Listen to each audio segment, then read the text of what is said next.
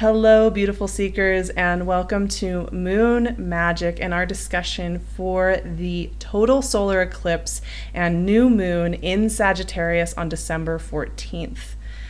This is our second of two eclipses for this particular eclipse season, and right now we are working with eclipses, and for the next year we will be working with eclipses that are in these signs of Gemini, like we had with the Gemini full moon, and Sagittarius, like we are having with this new moon. So this is by far not the only eclipse season that we will have working with these energies. However, this is a powerful one for so many reasons, and it's really intensive.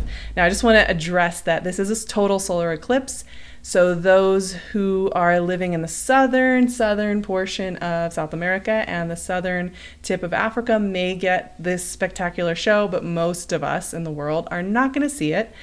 Okay, so the sun and moon are together. They're at 23 degrees of Sagittarius, and Mercury is very close by at 20 degrees of Sagittarius. And these three are having a big conversation. You know, this is very mentally stimulating energy. These three talking together during a new moon. So a new moon is all about setting our new goals, planting our new seeds in the darkness, right? Being okay with kind of the blank slate and opening ourselves up to what is next. It kind of initiates a new cycle. And an eclipse is going to add on to that release, right? So it's kind of a combination of those two processes. Not only that, Sagittarius energy right now, the south node of the moon is in Sagittarius. And that means that we're having to kind of do some healing and release around any Sagittarian lessons.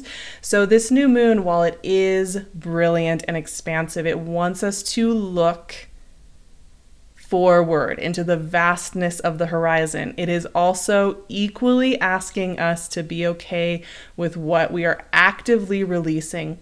And you may find that that release process doesn't conclude until we get to the Cancer full moon at the end of the month, when there's kind of more of a recap of everything that's happened. Because the other thing I want to say here, just to like set the scene for this new moon eclipse, is that this is the last eclipse we're going to see for quite a while, where Jupiter and Saturn are on each other's tails right now, just days away, hours away even, from moving into Aquarius. So this eclipse is very symbolic of completion of a 20-year cycle with Jupiter and Saturn, a 3-year cycle with Saturn, and this entire year. So you can kind of think about this moon, it's kind of a big deal, and in some ways it's heavy hitting, right? And this depends on who you are and how you work with this energy. I don't want you to get scared of this energy or overwhelmed by this energy. It's a very symbolic time. This is a very powerful time for this new moon solar eclipse. So we have Sun, Moon, and Mercury talking. They're hanging out very close together, having a whole conversation. So you may find during this new moon that you're having a lot of thoughts. You're thinking a lot. You know, this is all very cerebral energy. And Sagittarius energy, and part of what we're healing with that south node and letting go with that south node, is where we've trapped ourselves into paradigms and dogmas that aren't serving us anymore. In the ways we kind of imagine the structure of this universe, even the hierarchy of this universe. These are themes that come up with Sagittarius often. It's also healing around our bigger vision of our lives, right? When we expand out, how are we seeing ourselves in the roles we're playing, in who we think we are? And so part of this conversation, this new moon, eclipse, Mercury energy, is going to be asking us to review all those storylines. I often talk about storylines and how we tell our stories, especially when we're working with Gemini energy, but Sagittarius is the other end of that. And this is not about, the little stories we tell in our day-to-day. This is about the big stories we tell ourselves. And those stories can sometimes go really deep. A lot of us have been told stories that are kind of Sagittarian in their philosophical, dogmatic umbrella that came from church or from authority figures in our life when we were very young. Some of those things sneak along with us a long time, right? And this is also new moon energy and eclipse energy and Sagittarian energy that is going to help us heal when it comes to rules that we've put on ourselves, right? Rules that we've come up with for ourselves, rules around how much we have to message people or who we have to stay in touch with, or how the work and the projects that we think we have to keep doing. It's asking us to reconsider the self-imposed rules that go into this paradigm of what it means to be a being, what it means to be a part of this universe, what it means to connect with divine energy, all of these deep questions, right? So that's pretty big stuff right there. There's a really cool trine going on. This is a very fiery new moon and eclipse. And, we haven't been working so intensively with fire energy in general in recent months. So this is kind of a illuminating moment. Mars is trining this Sagittarius new moon. So Mars is in his home sign of Aries, and he's trining around 20 degrees of Aries right there with this new moon. And that beautiful fire energy is extremely creative. It wants to forge forward, right? Like fire energy is known as the action. It's the actions we take. It's the creative impulse to just get moving and pick up that paintbrush or open that door and go for that walk. It's that spirit that pulses through us that somehow, when we channel that, we create and we make and we do, right? And that's the best use of that fire energy. So this trine is really powerful. It is going to be speaking loudly to what it is that you actually want to be spending your time on. And that's where you're going to be wanting to focus on planting those seeds, right? Is on the things that are getting lit up by the candlelight.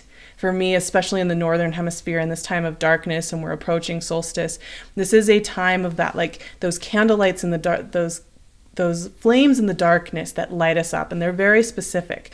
But in order to focus on the message of those lights, we have to be willing to let go of some of our self-imposed dogma and our self-imposed rules that have kept us kind of in a tight ball for a long time. So this is important. Now, there's another aspect that I just want to touch on before I come back around to this, just so we get a full sense of what this moon is doing. Neptune is involved here, and I've been joking, especially over on my Patreon. Everybody who's over there with me knows that Neptune keeps getting involved in things. Like, we're all focused over here on like Saturn and Jupiter and the moon and Mercury and Mars and all this stuff, and then Neptune keeps coming in and being like, hey, I'm gonna add some dreaminess and some confusion to the puzzle, because what's life without a little bit of Neptunian influence, right? So Neptune is in Pisces, squaring loosely squaring this new moon eclipse, and it is quite a loose one. So I don't actually consider this square to be particularly influential, because it's so the fire energy is so much louder. The Mercury, Sun, Moon is so much closer. Mars is so much closer. These four planets are all, humming along together really beautifully. But that square is there. And with a Neptune square, on the one hand, this can help you challenge where you keep plugging yourself into visions and fantasies that aren't helping you. But it can also kind of get you confused and turned around about, like, what is something I want and what is something I don't? What do I really believe? What do I not really believe? And this is where I would say, I still think the fire energy here is so much stronger. I still think that the creative impulse here is really the voice that comes up and out. But if you need a few days, with eclipses especially, I always say, sometimes it takes up to like 3 or 4 days after the eclipse for you to really get a sense of what's been shed, what's been moved around. So go easy on yourself around this actual eclipse, because I find eclipse energy to be just so strong. It's kind of like if you eat something really spicy, which I love spicy food, but if you eat something really spicy, sometimes it's like it takes a while for you to like be able to taste the full flavor. If you eat like a pepper that hits you right away with its heat, it'll kind of, you're like, and then you can start to taste the rest of the dish. That's kind of what eclipse energy is like. Now, So this is a moon that is both healing and visionary. There's a lot going on. Like let's just say it like that. But what it comes down to for me, before I pull a card, is this. This eclipse acknowledges that change and looking toward the vastness of the big next horizon, which we're being asked to do here. Okay, a lot of things have changed this year.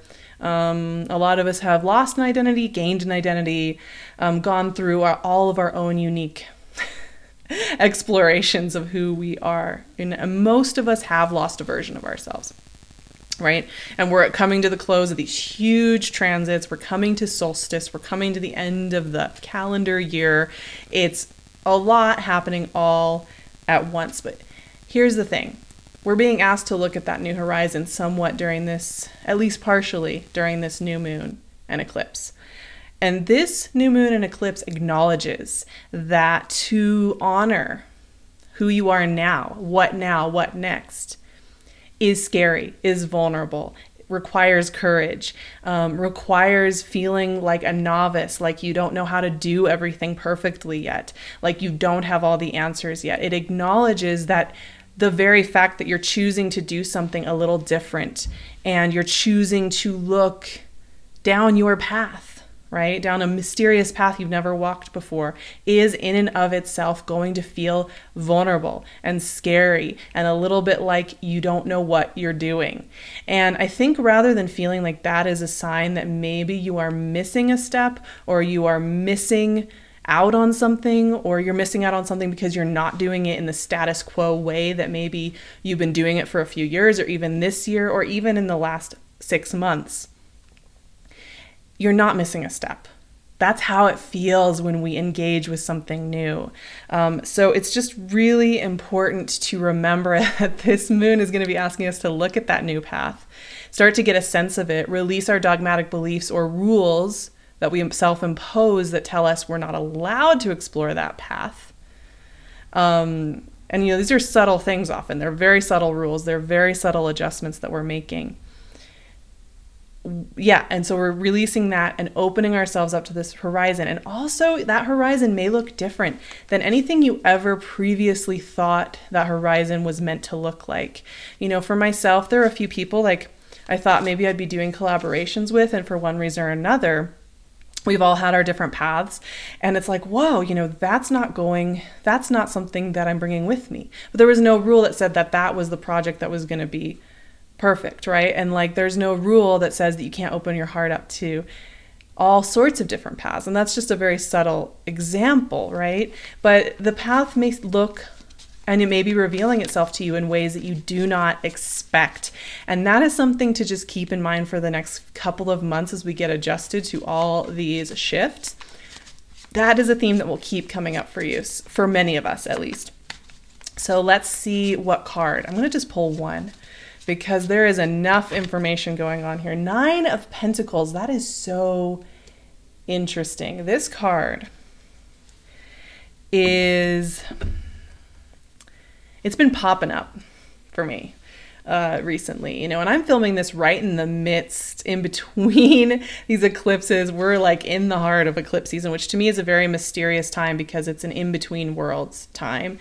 We're neither here nor there. We are releasing and embracing, and we're doing all of that for the few weeks that we are doing this work.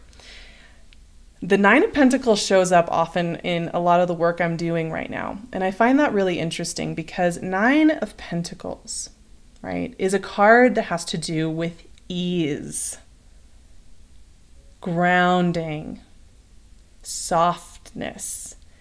Yes, this can be a card associated with independence and feeling that you can take care of yourself. But more importantly than that, and deeper than that, is what it feels like to be in processes, in relationships, in dynamics that feel like the 9 of Pentacles. I often reference this card as when you think about something that is working for you in your life, this is the feeling that should be coming up. This feeling that you can take deep, full breaths, that you can just listen to the bird song and feel the sun on you and feel that natural impulse to create. Not to create from fear, not to create from, well, I should do this because this is how I've always done it. Not to create from expectations based on past situations, but to create from this space of ease. And so it's interesting this card came up because it is a card that is focused on easefulness, is focused on even like Venusian kind of grounded self-worth and ease, right? And even sensuality. This moon and this new moon and the solar eclipse and all of this, all in this fire energy with Mercury involved and Neptune involved, they're all chattering away, and Mars involved, talking, having a lot to say. But what matters is coming back to those home hearth feelings, right? The flames. And I always talk about fire energy too. There's a couple different modalities with fire energy. There is burning everything to the ground fire energy. And I've had to dabble with this a little bit, being a Sag rising and a Mars, Mercury, Sun, Leo. Fire energy can burn everything to the ground, raise it to the ground, right? Or it can be a home hearth. So what I'm noticing here with this new moon and eclipse is you're going to be wanting to listen to the voice that feels like the home hearth. And it may be one thing that is giving you joy right now. It may be one thing, one flicker of idea or light that is speaking to you the most loudly during this eclipse. And it may feel uncomfortable and it may feel unfamiliar, but it is where you're going to be wanting to listen for this particular eclipse. And if you have voices coming up that are from the old rules, about the rule book that you have, that we sleep with often unconsciously under our pillow at night, if it's telling you that pursuing that little nugget of joy is something wrong, and I mean, this is within reason. I'm not asking everybody to go out there and not care about our communities. Like, don't ever get it twisted with me. Caring for each other is very important, and being a giving, thoughtful person is very important. I'm not asking all of us to just, I wanted to commit arson and I don't care, whatever. You know what I'm talking about here.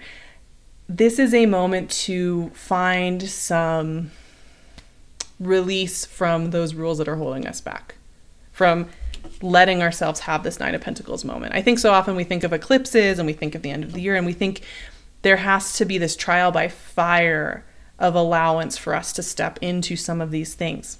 Not always the case. And I think sometimes we think of the drama and the pain of eclipses and change and shift and transmutation. And it's interesting this card came up because it is a little uncomfortable to look at that vast horizon coming up ahead. It is a little uncomfortable to be a new beginner, to let yourself look in a new direction. However, it doesn't have to mean that it's bad or scary or wrong or you're missing something. So that is the message that wanted to come through. We're going to be doing a beautiful fire-based activation for this Sagittarius new moon and solar eclipse on Patreon. So if you'd like to join us, I would love to see you there. I also have those resources for the Jupiter-Saturn shift, and we're going to keep talking about that and working with it over on Patreon as well. So if you're looking for all of that, and we're also going to be doing a solstice activation. So if you're looking for support, I'd love to see you over there. You can also find me on Instagram and on my website. And PinkLune is always my sidekick through thick and thin. I will leave her Etsy shop below if you are interested in something beautiful from her shop. I love you all so much. I will see you very soon for the Cancer full moon and for January readings right ahead.